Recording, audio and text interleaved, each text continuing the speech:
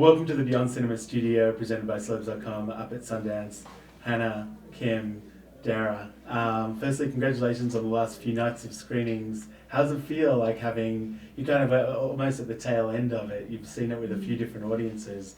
Has it played differently in different places, or do you feel like it's just kind of resonated on a kind of, you know, a specific level with everybody? I feel like I've just been less nervous at each one as it goes. Yeah, I mean the crowd has been great, and the premiere was awesome. Last night we were down in Salt Lake City, and you know it was fantastic. We had a great Q&A. I think like only 2 people left to not do the Q&A, so we had the whole crowd, and they were just asking us so many questions. So that was really cool. Really enthusiastic. It was really cool to go down to Salt Lake and get the public. Yeah, exactly. The first it's like public real, reaction kind of about it. That was really exciting real for me. People. Yeah. Not to diss the festival, but yeah, that was really cool. So yeah. And how is it for you? Are you good at watching yourself on screen, or? No, I'm pretty bad. But fortunately, I saw like enough rough cuts previous to the actual screening that I was able to watch it with to deal a little more objectively than I had before, and so was not hypercritical of myself the whole time. Yeah. Kim, how do you feel about that? I mean, obviously you've been a performer, but not necessarily in this format.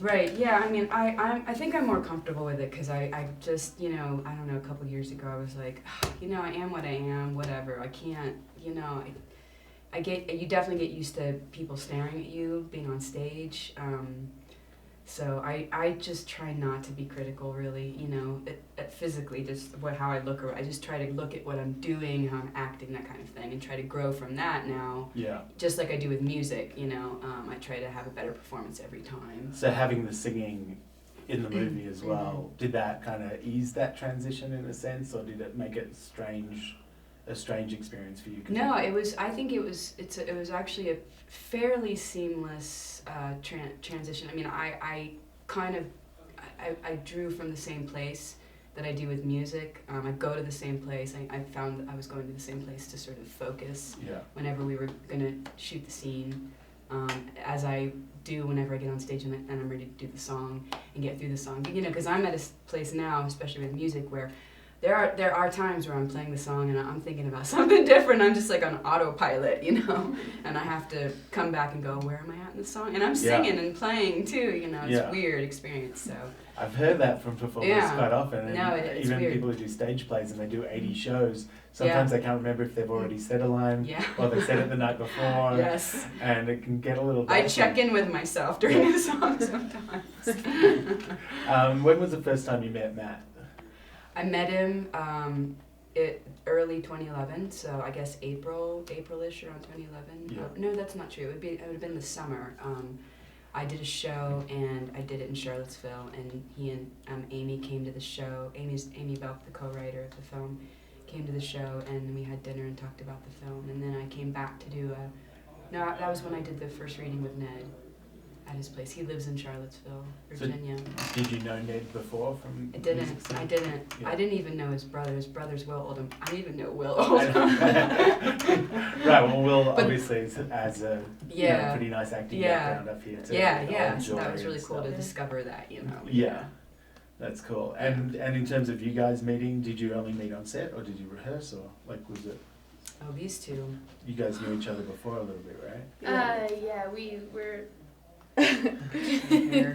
Every word you say. Hannah and I are childhood friends, so there's that. We've been friends pretty much, well, since my birth. Our parents. But so far as meeting Kim, it was really fun. We had Matt brought us down like the April previous to the July that we shot, and we all met there. We had like a reading at Matt's father's house. And like as we were kind of saying before, Matt is such an established Baltimore, Maryland filmmaker. Going there and being in his world, like, how was that experience for you, and like how did you kind of sink into that city? I think I know Jared and I absolutely fell in love with Baltimore. Yeah, it was great to see that side of Baltimore through Matt's eyes. It was really cool. Like we got exposed to things like I remember driving down the street with him and him showing us all of the cement, or was it cement cats that would be hanging from walls. It's like a big Baltimore thing, like, and painted screens. Yeah. Like screen doors that are painted with these really elaborate like beach scenes and stuff, Mhm. you know. So we would do those kind of tours. That was really cool. Yeah. A little different to The Wire. Yeah, exactly. It's a really cool mix of like urban and rural too. Yeah. Like we did, like one of the houses that we filmed at Jeff Grace's house, just like the most beautiful like rolling streets. Mm-hmm. Like nice porches. Yeah, and there is sort of a small town feel about the city too, which is really nice. Reminds me a bit of Stratford, Ontario, a little bit in places. Yeah, it actually reminded me a little bit of Cincinnati. There were aspects of Cincinnati and Baltimore. Yeah. And Matt, as an artist, like, how did he, like, when he approached you and stuff, did you watch his previous films? Did you see some of kind of the art installation pieces that he's done? Like, did you get to know him on that level outside of just this one project? Mm-hmm. Well, Darren and I actually met Matt at, we went to a screening of Putty Hill when he played in New York. Mm-hmm. And so that's how we met him, and we absolutely fell in love with Putty Hill.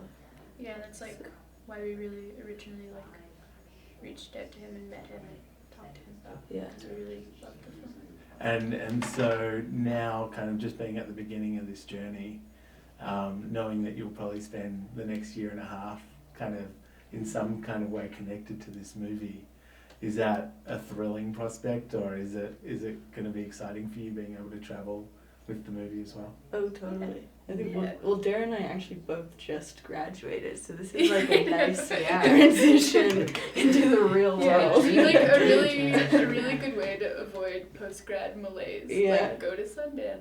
Or, Yeah, right. or finding a job. Oh yeah. Probably a better option. So you didn't watch like Ordinary People or Kramer versus Kramer or any of those sorts of films, or you did, or? No, Yeah. I did not actually. Yeah.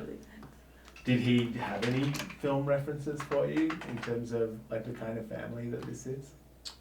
I remember Matt gave us a copy of A Nos Amour to watch at one point.